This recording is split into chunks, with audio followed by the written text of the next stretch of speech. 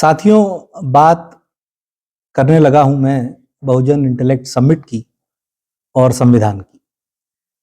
देखिए, थोड़ी सी बात यह है कि मानव सभ्यता के इतिहास में अगर हम जाएं तो हम देखते हैं कि जब मनुष्य ने बस्तियां बसाना शुरू करा और वो इकट्ठा रहने लगा, क्योंकि अलग अलग रहना जो था वो खतरों से भरा था और उसमें कई तरह के चैलेंजेस थे।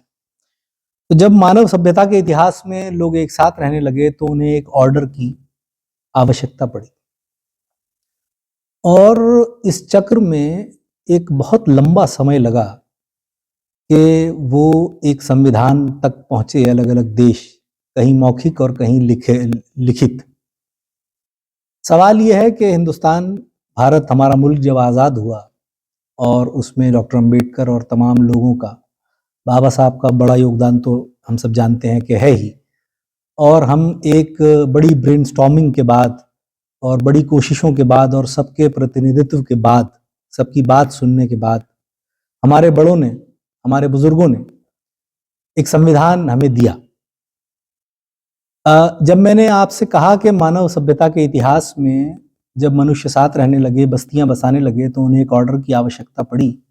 ये बात शुरू वहां से होती है कि किसी भी समाज को फंक्शन करने के लिए या सभ्य समाज बने रहने के लिए या अनार्की से दूर रहने के लिए एक ऑर्डर की आवश्यकता होती है। जब भारत आज़ाद हुआ और उसके बाद से हमें ये संविधान मिला और हमारा निरंतर प्रयास ये था या रहना चाहिए था कि हम इसको और भी मजबूत न कि सिर्फ बनाएं, बल्कि धरातल पे उसके इम्प्लीमेंटेशन में ईमानदारी बरती जाए कि जो लिखा है वो सच में हो भी पाए। अभी हम ये लड़ाई लड़ ही रहे थे विगत कई वर्षों से, बल्कि आज़ादी के बाद से, कि जो कमियां हैं उनको दूर किया जाए। संविधान के इम्प्लीमेंटेशन के जो चैलेंजेस हैं, करप्शन के कारण या दूसरे कारणों से, किसी इन्फ्लुएंस के कारण, उन चैलेंजेस से हम लड़ें और उनको दूर करें, ताकि जैसा संविधान है, जैसी उसकी भावना है, वैसे ही धरती पे, धरातल पे, जमीन पे नजर भी आए और लोगों को न्याय मिले। क्योंकि संविधान की जो मूल भावना है उसमें न्याय निहित है। अभी हम ये लड़ाई लड़ रहे थे, लेकिन हमारे सामने लगातार ऐसी चीजें आ रही थी जहां हमको संविधान को ही जिस रूप में वो है उसको बचाना एक चैलेंज के रूप में दिखता रहा। लेकिन उसने कभी इतना विकराल रूप नहीं लिया था जितना हमारे समय में अब वो ले चुका है। जहां पर लगातार बड़े लोग, जो मैं नहीं मानता कि किसी सपोर्ट या पीछे से किसी के इशारे के बिना बोल सकते हैं, वो न कि सिर्फ संविधान के खिलाफ बात करते हैं, उसे बदलने की बात करते हैं, किसी भी विशेष धर्म, जाति, संप्रदाय की जो मान्यता है उसको प्रमुखता से इम्प्लीमेंट करने की बात करते हैं और बाबा साहब के संविधान को स्क्रैप करने की बात भी करते हैं, उसे हटाने की भी बात करते हैं। हम एक मुश्किल समय में हैं, लेकिन ये समय मुश्किल है जो कि हमें जिसे ठीक करना है, जो भी समस्याएं हैं। इसी बात को लेकर हम लोगों ने, हमारे साथियों ने बहुजन इंटेलेक्ट समिट के रूप में एक मुहिम शुरू की, जिसका चैप्टर 1 का कार्यक्रम भी बड़ी सफलतापूर्वक भोपाल में हुआ और बहुत शानदार हुआ। उसमें अलग अलग सर समाज के लोग आए और उन्होंने अपनी चिंता व्यक्त की और ये भरोसा दिलाया कि हमारी बात में उनकी बात शामिल है, हम अकेले नहीं हैं। और मैं मानता हूँ ये बात कि भारत के अलग अलग कोनों में, मध्य प्रदेश में, हर जगह ऐसे लोग हैं जो कि संविधान को लेकर चिंतित हैं। इसमें थोड़ी सी शिकायत ये है कि संविधान का लाभ जिन लोगों ने लिया निरंतर, और जो कि लेना ही चाहिए था, उन लोगों को का एक इग्नोरेंस भी मुझे कभी कभी लगता है कि वो इतनी जोर से संविधान के साथ खड़े होने की अपनी बात को नहीं कह पाते जितना शोर हमें दूसरी तरफ से इसके खिलाफ सुनाई देता है, इसके विरोध में सुनाई देता है। मैं समझता हूं कि ये जिम्मेदारी आपकी बहुत बड़ी है। बाबा साहब का फोटो लगा लेना या नाम ले लेना, ये तो वो खुद भी नहीं चाहते कि आप सिर्फ इसी तक सीमित रह जाएं। मैं समझता हूं कि उनके विचार को, उनकी भावना को अपने जीवन में न कि सिर्फ लाना, बल्कि उसके लिए लड़ना, क्योंकि वो खुद भी जिंदगी भर और उन जैसे तमाम साथी न्याय के लिए, शोषित वर्ग के लिए लड़ते रहे। इसमें एक बात और भी आती है बार बार कि कई लोगों को ऐसा लग सकता है ये संविधान बचाने की ये जो मुहिम है या संविधान का जो सारा सरोकार है वो या तो किसी आरक्षित वर्ग से या शोषित वर्ग से है या किसी माइनॉरिटी से रिलेटेड बात है। बात ऐसी है ही नहीं। एक कार का 3 पहियों से कार नहीं चल सकती। सवाल यह है कि सबकी भागीदारी, सबका साथ जरूरी है और एक समाज, एक देश एक प्रॉपर फंक्शनिंग जब करता है उसकी जरूरत है कि उसमें न्याय हो। तो जब उसमें ये न्याय होता है तो वो किसी विशेष वर्ग के लिए लाभकारी नहीं होता, वो सर्व समाज के लिए लाभकारी होता है। उसमें वो वर्ग आरक्षित हों या गैर आरक्षित हों, इसकी कोई अच्छा, जहां तक आरक्षित वर्ग की बात है, पूरी दुनिया में आप देखिए, दुनिया के अलग अलग देशों में अगर आप देखेंगे तो अफर्मेटिव एक्शन के नाम पर जो भी शोषित समाज है, वंचित समाज है, उनके लिए अफर्मेटिव एक्शंस लिए जाते हैं।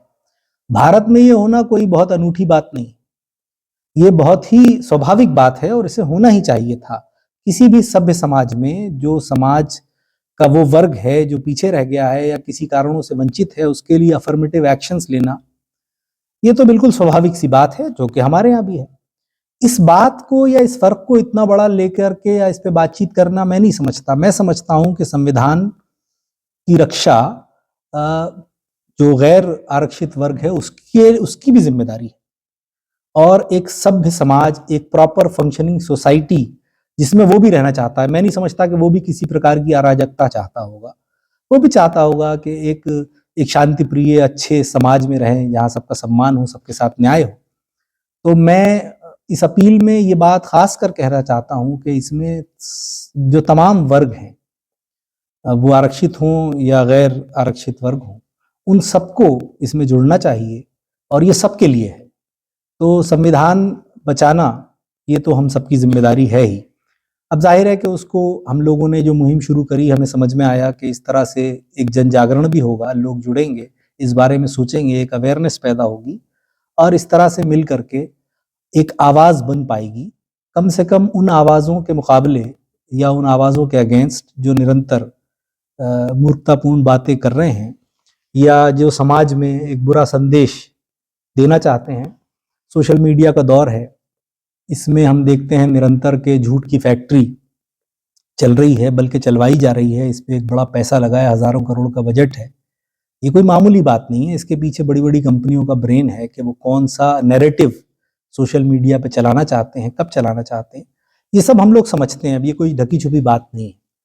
मैं समझता हूं कि ऐसे दौर में जो लोग इन ताकतों का विरोध करते हैं और एक अच्छा समाज चाहते हैं, संविधान के साथ संविधान युक्त समाज चाहते हैं, न्याय चाहते हैं, उनकी सोशल मीडिया पे उपस्थिति बहुत ही ज़रूरी है और हम सबकी, आप सबकी जिम्मेदारी है कि इन आवाज़ों को, इन बातों को ज़्यादा से ज़्यादा लोगों तक पहुँचाएँ, ताकि एक नैरेटिव जो है उसको, उसके अगेंस्ट हमारा एक अच्छा नैरेटिव जो ज़रूरी है, जो सही है समाज के लिए, वो भी लोगों तक पहुँचे।